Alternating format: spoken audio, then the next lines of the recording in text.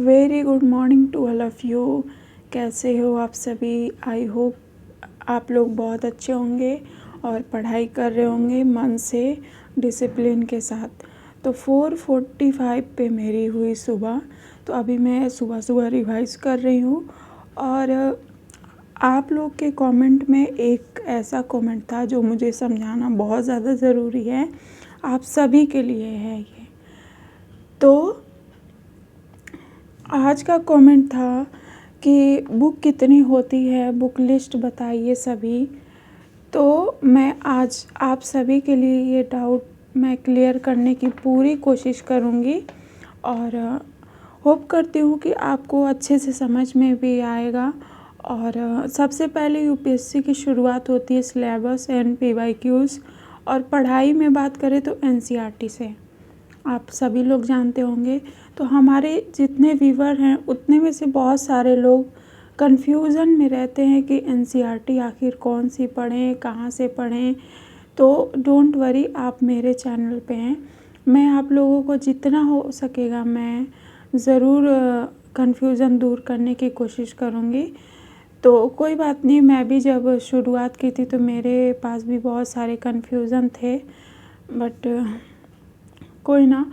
आज मैं आप लोगों को बताने वाली हूँ, आज मैं एनसीईआरटी की सारी बुक इम्पॉर्टेंट, आप लोग वीडियो 1 मिनट भी स्किप ना करिएगा वरना कुछ समझ में नहीं आएगा। अगर आप लोग को यूपीएससी की तैयारी करनी है तो सिलेबस मैंने समझा रखा है, सिलेबस को अच्छे से डिटेल में समझिए। फिर सिलेबस समझने के बाद, क्योंकि बिना सिलेबस का आपको एनसीईआरटी पढ़ने में बोरिंग लगेगा, कुछ समझ में नहीं आएगा कि कौन सा इम्पॉर्टेंट है, कौन सा टॉपिक ने कम इम्पॉर्टेंट है। इसलिए आप सिलेबस को पहले पढ़ें और समझें और अपने आप जहाँ पढ़ते हैं उस दीवार पे लगा दें।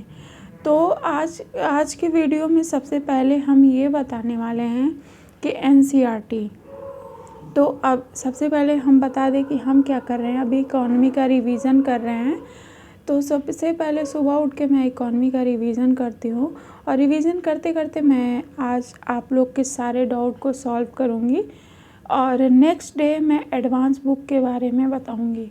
आज है एनसीईआरटी, तो आज मैं बताने वाली हूँ कि आपको एनसीईआरटी में कौन कौन सी बुक को पढ़ना है, बहुत ज़्यादा जो इम्पॉर्टेंट है वो।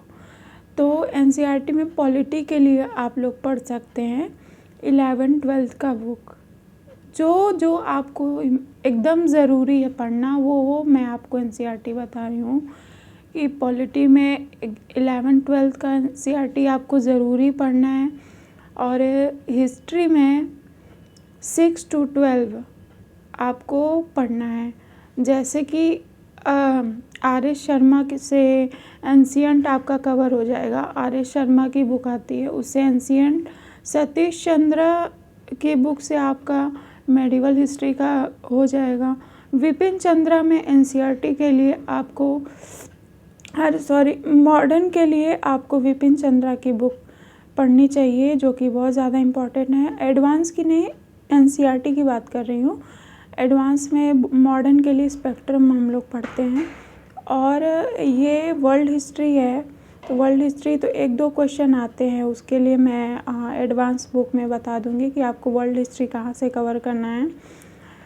तो ये इतना आपको समझ में आया, आप लोग नोट करते रहिएगा अगर आप लोग को समझ में नहीं आएगा तो। और ज्योग्राफी में आप लोगों को पढ़ना है 11th की book, fundamental of physical geography, भौतिक भूगोल के मूल सिद्धांत and fundamental of human geography. ठीक है, तो आप लोगों को ये दोनों बुक 11th का बहुत ज़्यादा इम्पॉर्टेंट है, बहुत ज़्यादा कितना मैं बताऊँ, बहुत ज़्यादा इम्पॉर्टेंट है। तो आप लोगों को ज़रूर पढ़ना है अगर आप लोग शुरुआत कर रहे हैं मतलब कि यूपीएससी की, तो आप लोगों को ज़रूर पढ़ना है। ठीक है, तो मैंने क्या बताया, 11th की दोनों एनसीईआरटी वेरी इम्पॉर्टेंट है। ठीक है, और 6th की एनसीईआरटी, 6th की एनसीईआरटी आप लोगों को पढ़ना बहुत ज़्यादा ज़रूरी है। क्योंकि मैं ये बता दूँ क्यों ज़रूरी है, क्योंकि जो लोग शुरुआत करते हैं उनके लिए अक्षांश, देशांतर अक्षांश देशांतर में कन्फ्यूज़न होती है, तो इसलिए आप लोग को 6th की एनसीईआरटी ज़रूरी पढ़ना है, जिससे हम अपने सनलाइट के बारे में समझ सकते हैं। तो इसलिए आप 6th की एनसीईआरटी ज़रूर पढ़िएगा। तो और साइंस में आप लोगों को पढ़ना है 6 to 12 तक की एनसीईआरटी, ठीक है। और साइंस के लिए बताई हूँ।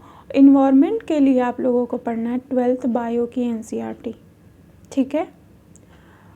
आप लोगों को इन्वायरमेंट के लिए 12th की बायो की एनसीईआरटी आप लोगों को पढ़नी है। मैं आज केवल एनसीईआरटी को बता रही हूँ, केवल एनसीईआरटी, कोई अदर बुक की बात मैं कर ही नहीं रही हूँ। एडवांस बुक मैं कल डिस्कस कर दूँगी। आज बस अगर जो लोग शुरुआत कर रहे हैं तो आप एनसीईआरटी से करिए, और भी आगे कोई डाउट होगा तो बिना कोई मतलब हेजिटेशन के आप मुझे कमेंट करिएगा। मैं आप लोग का हेल्प करने के लिए ही मतलब मैं हूँ। तो इन्वायरमेंट के लिए 12th बायो की एनसीईआरटी आप लोग को पढ़ना है, जितने लोग शुरुआत कर रहे हैं। और इकोनॉमी के लिए 11th की बुक पढ़नी है, ठीक है। इसके पहले भी मैंने बता चुका है, किसी ने और कमेंट किया था, तो आज मैंने सोचा डिटेल में बताना है आप लोगों को। तो इकोनॉमी के लिए 11th का बहुत ज़्यादा इम्पॉर्टेंट है, ध्यान रखिएगा आप लोग। और माइक्रो इकोनॉमी, बहुत सालों से माइक्रो इकोनॉमी पूछ नहीं रहा है, बट यूपीएससी तो क्या ही बताएं कि अनप्रेडिक्टेबल है, तो कुछ भी पूछ सकता है। तो इसलिए माइक्रो इकोनॉमी के लिए आप लोग 12th की एनसीईआरटी पढ़ लीजिएगा, ठीक है। सॉरी।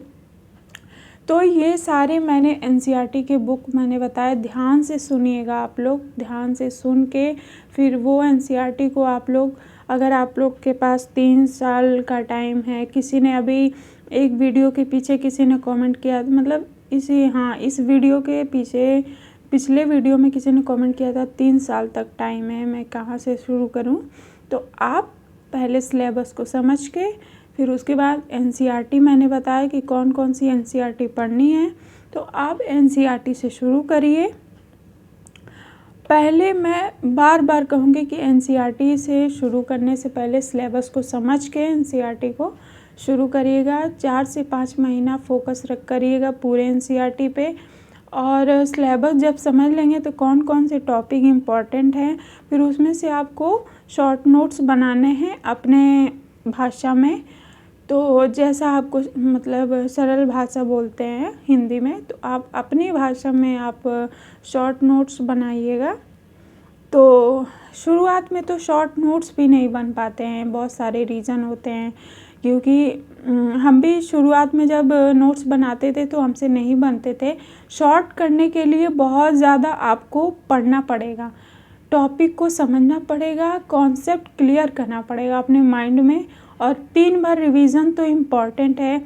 किसी ने और पूछा था कि रिवीजन कैसे करें, किसी का कमेंट था, मैं मेंशन नहीं करी हूँ, बट रिवीजन मतलब पढ़ने के साथ साथ रिवाइज कैसे करें, तो उसके लिए भी मैं आप लोगों को इसी वीडियो में डिस्कस करूँगी कि आप लोग को रिवाइज करने का सबसे बेस्ट तरीका है कि अगर आप लोग या फिर बुक से पढ़ रहे हैं या फिर कोई कोचिंग ले रखे हैं, कोई भी चीज़ हो, तो आप उसको उस टॉपिक को समझने के बाद, एक क्लास हो रहा है या फिर कोई बुक पढ़ रहे हैं, 1 लेसन 2 लेसन, कोई भी टॉपिक पढ़ रहे हैं आप, उस चीज़ को आप 24 घंटे के अंदर एक बार ज़रूर रिवाइज़ कीजिए। और कोशिश करिए कि ब्लैंक पेज पे रिवाइज़ कीजिए कि आपके माइंड में कितना बैठा है वो चीज़, आप कितना हद तक उसको रिकॉल कर पा रहे हैं। समझ में आ रही है ना। तो रिकॉल सबसे बड़ा ज़रूरी है क्योंकि प्रीलिम्स एग्ज़ाम, मेंस एग्ज़ाम में आपका जो रिकॉलिंग रहेगा वही आपका काम आएगा। जब आप लोग एग्ज़ाम देने बैठेंगे तो आपका दिमाग ही रहेगा, बुक और कॉपी वहाँ नहीं रहेगी। इसलिए आप जितना ब्लैंक पेज पे रिकॉल कर सकते हैं आप लोग करिए, बहुत ज़्यादा फ़ायदा मिलेगा। आप लोग फिर मुझसे बताइएगा कि आप सच में बहुत अच्छा आइडिया बताइए रिवीज़न करने का। तो आप लोग मेरी बात मानिए कि आप लोग तैयारी कर रहे हैं तो 100% दीजिए उसमें, कोई मतलब दिक्कत आ रही है तो रिवाइज़ करने में बहुत सारी दिक्कतें आती हैं, वो मैं समझ सकती हूँ। I can understand. शुरुआत में बहुत सारे लोगों को बहुत सारी दिक्कतें आती हैं, तो कोई बात नहीं, आप लोग दिक्कत तो आती रहेंगी, लेकिन आप लोग को यूपीएससी से रिलेटेड दिक्कत आएगी, ज़रूर हमसे कांटेक्ट करिएगा, हम आपको कन्फ्यूज़न दूर करने की पूरी कोशिश करेंगे। तो ये एनसीईआरटी मैंने आज बताया, उसको आप लोग ज़रूर प्रीफ़र करिएगा और ज़्यादा से ज़्यादा मेरी वीडियो को शेयर कीजिएगा, ताकि बहुत सारे बिगिनर लोग हैं यूट्यूब पे, यूट्यूबर के मैंने बहुत ज़्यादा देखा है कि लोग कमेंट करते हैं कौन सी बुक पढ़े, कहाँ से शुरुआत करें, ऐसा मैंने देखा है। तो आशा करते हैं आपको वीडियो बहुत अच्छी लगी होगी और बहुत कुछ समझ में आया होगा। तो आप लोग इतने अच्छे कमेंट कर रहे हैं, उसके लिए थैंक यू सो मच। और आप लोग ऐसे ही मुझे सपोर्ट करते रहिए, क्योंकि बहुत ज़्यादा ज़रूरी है। Thank you so much. Bye bye.